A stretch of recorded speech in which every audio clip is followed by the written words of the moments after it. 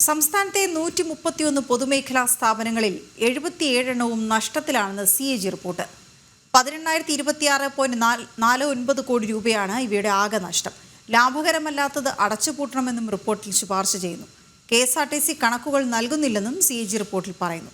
ടിൻഡു ദാസ് ചേരുന്നുണ്ട് വിവരങ്ങളുമായി. ടിൻഡു, 131 പൊതുമേഖലാ സ്ഥാപനങ്ങൾ, അതിൽ 77 എണ്ണവും നഷ്ടത്തിലാണെന്ന് പറയുമ്പോൾ തന്നെ ആ കോടിക്കണക്കിന് കണക്ക് വരുന്നത് പോലും പേടിപ്പിക്കുന്നതാണ്. ആകെ നഷ്ടം അത് പറയുന്നു. ഒപ്പം തന്നെ ഈ CAG റിപ്പോർട്ടിൽ KMML നടക്കുന്ന ക്രമക്കേടുകളെ കുറിച്ചുകൂടി വ്യക്തമാക്കുകയും ചെയ്യുന്നു. വിവരങ്ങൾ എന്തൊക്കെയാണ്? സ്ഥാപനങ്ങളിലെ ധനവിനിയോഗവും അതുമായി ബന്ധപ്പെട്ട കണക്കുകളാണ് CAG റിപ്പോർട്ടിൽ ഉൾപ്പെടുത്തിയിട്ടുള്ളത്. വളരെ ഗുരുതരമായിട്ടുള്ള കണക്കുകളാണ് പുറത്തു വരുന്നത്. സംസ്ഥാനത്തെ 131 പൊതുമേഖലാ സ്ഥാപനങ്ങളിൽ 77 പൊതുമേഖലാ സ്ഥാപനങ്ങളും നഷ്ടത്തിലെന്നാണ് CAG റിപ്പോർട്ടിൽ പറയുന്നത്. അതുപോലെ തന്നെ ഇവയുടെ ആകെ നഷ്ടം 18,026.49 കോടി രൂപയാണ്. അതോടൊപ്പം തന്നെ 58 പൊതുമേഖലാ സ്ഥാപനങ്ങൾ ലാഭത്തിലാണ് എന്ന് പറയുന്നുണ്ട്. അപ്പോൾ 58 പൊതുമേഖലാ സ്ഥാപനങ്ങൾ ലാഭത്തിലാണെന്ന് പറയുമ്പോഴും 77ഓളം പൊതുമേഖലാ സ്ഥാപനങ്ങൾ നഷ്ടത്തിലും അതിലിരട്ടി തുകയിൽ കോടി ആകെ നഷ്ടമാണെന്നും വ്യക്തമാക്കുന്നുണ്ട്. അതുപോലെ തന്നെ ലാഭകരമല്ലാത്തത് അടച്ചു പൂട്ടണമെന്നാണ് CAG ശുപാർശ ചെയ്തത്. 18 പൊതുമേഖലാ സ്ഥാപനങ്ങൾ 1986 മുതൽ അടച്ചുപൂട്ടലിന്റെ വിവിധ ഘട്ടങ്ങളിലാണ്. KSRTC വ്യക്തമായ കണക്കുകൾ ഇതുവരെ CAG റിപ്പോർട്ട് നൽകിയിട്ടില്ല. 2016 ശേഷം KSRTC ഓഡിറ്റ് രേഖകൾ നൽകിയിട്ടില്ല എന്നും CAG റിപ്പോർട്ടിൽ വ്യക്തമാക്കുന്നുണ്ട്. KSRTC സംബന്ധിച്ചിടത്തോളം പക്ഷേ സംസ്ഥാന സർക്കാരിനെയൊക്കെ താങ്ങി നിർത്താൻ കഴിയുന്ന ഒരു പൊതുമേഖലാ സ്ഥാപനമാണ് KSRTC. KSRTCയിൽ വരുന്ന പല വിവാദങ്ങളും അല്ലെങ്കിൽ KSRTCയിൽ വരുന്ന പല ധനവിനിയോഗവുമായി ബന്ധപ്പെട്ട് വരുന്ന പല വിവാദങ്ങളിലും ഇതുവരെയായിട്ട് മറുപടി നൽകാനോ അതിൽ വ്യക്തമായ കണക്കുകൾ നൽകാനോ തയ്യാറായിട്ടില്ല എന്ന് പറയുന്നുണ്ട്. പിന്നീട് മറ്റൊരു പ്രധാനപ്പെട്ട കാര്യം എന്ന് പറയുന്നത് കോവിഡ് കാലത്തെ ധനസഹായ വിതരണമാണ്. 2020-21 കാലഘട്ടങ്ങളിൽ കോവിഡ് കാലത്ത് ധനസഹായം നൽകിയിരുന്നു. അതിൽ പല ജില്ലകളിലും ഇപ്പോഴും അപേക്ഷകൾ കെട്ടിക്കിടക്കുന്നുണ്ട്. അതിൽ പല ജില്ലകളിലും ഇപ്പോഴും തുക വിനിയോഗിക്കാതെയുണ്ട്. മലപ്പുറം, കോഴിക്കോട് ജില്ലകൾ, മലപ്പുറം ജില്ലയിൽ 1.56 കോടി രൂപ ഇപ്പോഴും വിനിയോഗിക്കാത്തതായിട്ട് കിടക്കുന്നുണ്ട്. അതോടൊപ്പം തന്നെ 38 ലക്ഷത്തോളം ധനവിനിയോഗം നടത്താനുള്ള അപേക്ഷകൾ ഇപ്പോഴും ഈ 4-5 വർഷം പിന്നിടുമ്പോഴുമുണ്ട്. അതോടൊപ്പം തന്നെ കോഴിക്കോട് ജില്ലയിലാണെങ്കിൽ 3.36 കോടി രൂപയാണ് ഇത്തരത്തിൽ വിനിയോഗിക്കാതെ തന്നെ ഉള്ളത്. ആ തുക എങ്ങോട്ട് പോയെന്നൊരു കണക്കുമില്ല. ആ തുകയുടെ ഇപ്പോഴും ലക്ഷക്കണക്കിന് രൂപ ലഭിക്കേണ്ട ഉപഭോക്താക്കൾ ഇപ്പോഴും ആ പട്ടികയിൽ ഉൾപ്പെട്ടിട്ടുണ്ടെന്ന് കണക്കുകൾ വരുന്നുണ്ട്. പല അക്കൗണ്ടുകളിലേക്കും തുക പോയിട്ടുള്ളത് ഒന്നിലധികം തവണ പല അക്കൗണ്ടുകളിലേക്കും ആവർത്തിച്ച് തുക പോയിട്ടുണ്ട്. അത്തരത്തിലുള്ള കണക്കുകളും പുറത്തു വരുന്നുണ്ട്. പിന്നീടുള്ളത് രൂക്ഷ ധനപ്രതിസന്ധി കാരണം ക്ഷേമ പദ്ധതികൾ മുടങ്ങിക്കിടക്കുന്നതാണ്. സാമൂഹ്യ സുരക്ഷാ പെൻഷനുകൾ, സ്കോളർഷിപ്പ് അടക്കമുള്ള ആനുകൂല്യങ്ങളിൽ വൻ കുടിശ്ശിക സർക്കാർ നൽകാനുണ്ട്. പ്രസവ ആനുകൂല്യങ്ങൾ, രോഗബാധിതർക്കുള്ള ആനുകൂല്യങ്ങൾ, അതിദാരിദ്ര്യർക്കുള്ള ആനുകൂല്യങ്ങൾ തുടങ്ങിയ ധനസഹായങ്ങൾ പാടെ മുടങ്ങിക്കിടക്കുകയാണ്.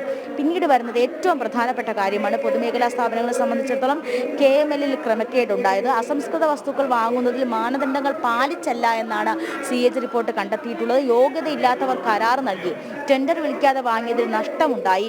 23.17 കോടി രൂപയുടെ നഷ്ടമാണ് ഉണ്ടായത്.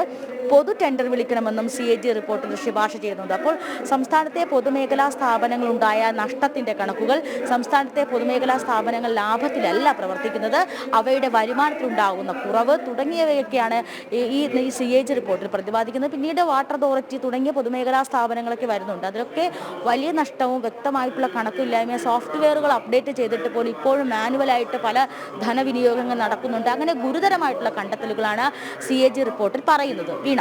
അതേസമയം ഇന്ന് സഭയിൽ നടന്ന മറ്റൊരു പ്രധാനപ്പെട്ട ഒരു കാര്യം ഈ സ്വകാര്യ സർവകലാശാല ബില്ല് പാസ്സാക്കിയതുമായി ബന്ധപ്പെട്ടാണ്. ടിൻഡു, അതിന്റെ വിവരങ്ങൾ കൂടി.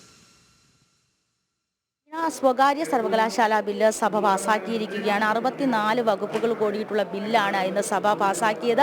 ഇന്നലെ സഭ പാസാക്കേണ്ടിയിരുന്ന ബില്ലാണ് 17-ാം വകുപ്പിൽ പകുതി വെച്ച് നിർത്തി ഇന്ന് കാര്യക്രമത്തിൽ അത് ഉൾപ്പെടുത്തി സഭ ഈ ബില്ല് പാസാക്കുന്നത്. ഭേദഗതി ശബ്ദ വോട്ടുകളോടുകൂടിയാണ് സഭ ബില്ല് പാസാക്കുന്നത്. പ്രതിപക്ഷത്തിൽ 2 MLA-മാർ നേരത്തെ ഈ ബില്ലിൽ വിയോജനക്കുറിപ്പ് അറിയിച്ചിട്ടുണ്ടായിരുന്നു. രാഹുൽ മാങ്കൂട്ടത്തിൽ MLA, TV ഇബ്രഹാം തുടങ്ങിയ MLA-മാരാണ് ഈ ബില്ലിൽ വിയോജനക്കുറിപ്പ് അറിയിച്ചിട്ടുള്ളത്. സഭയിൽ വ്യത്യസ്തമായ സഭയിൽ ബില്ലിനോട് വി.ഡി. സതീശന്റെ ഭാഗത്തിൽ പ്രതിപക്ഷ നേതാവിന്റെ ഭാഗത്തു നിന്നും ബില്ലിനെ അനുകൂലിക്കുന്നില്ല എങ്കിലും തത്വത്തിൽ അനുകൂലിക്കുന്നില്ല എങ്കിലും പക്ഷേ ബില്ലിന്റെ നടപടിക്രമങ്ങൾ അല്ലെങ്കിൽ ബില്ല് കൊണ്ടുവന്ന രീതിയിലൊക്കെ എതിർപ്പ് രേഖപ്പെടുത്തിയിട്ടുണ്ടെന്നാണ് വി.ഡി. സതീശൻ സഭയിൽ പറഞ്ഞത്. ഇന്നലെ ഈ ബില്ലുമായി ബന്ധപ്പെട്ട് വലിയ രീതിയിലുള്ള ചർച്ച സഭയിൽ നടന്നിരുന്നു.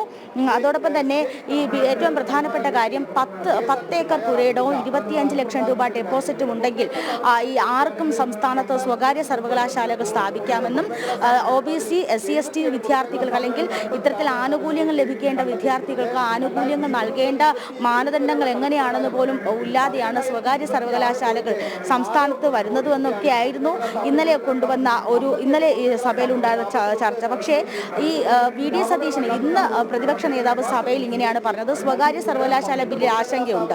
ബില്ലിനെ തത്വത്തിൽ എതിർക്കില്ല എങ്കിലും പൊതുമേഖലയിലെ സർവകലാശാലകൾക്ക് മുൻഗണന നൽകണം, ഏത് കോർപ്പറേറ്റുകൾക്കും സർവകലാശാല തുടങ്ങാനുള്ള ഒരു നയത്തിലേക്ക് പോകരുതെന്നാണ് ഇന്നലെ ഈ ആർ ബിന്ദു, അതായത് ഉന്നത വിദ്യാഭ്യാസ വകുപ്പ് മന്ത്രി, ഈ ബില്ല് അവതരിപ്പിക്കുന്ന സമയത്തും ഇത്തരത്തിൽ തന്നെയാണ് പറഞ്ഞത്. അതായത് സ്വകാര്യ സർവകലാശാലകൾ സ്ഥാപിക്കുന്നത് പൊതു സർവകലാശാലകളുടെ ഗുണമേന്മ നിലനിർത്തിക്കൊണ്ടായിരിക്കും ഈ സ്വകാര്യ സർവകലാശാലകൾ സ്ഥാപിക്കുന്നത്. പക്ഷേ ഇത്തരത്തിൽ കോർപ്പറേറ്റുകളെ വരാൻ അനുവദിക്കില്ല.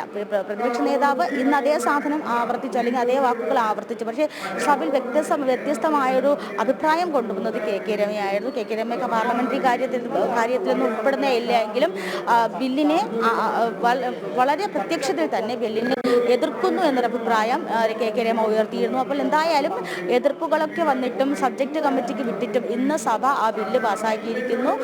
64 വകുപ്പുകളുള്ള ബില്ല്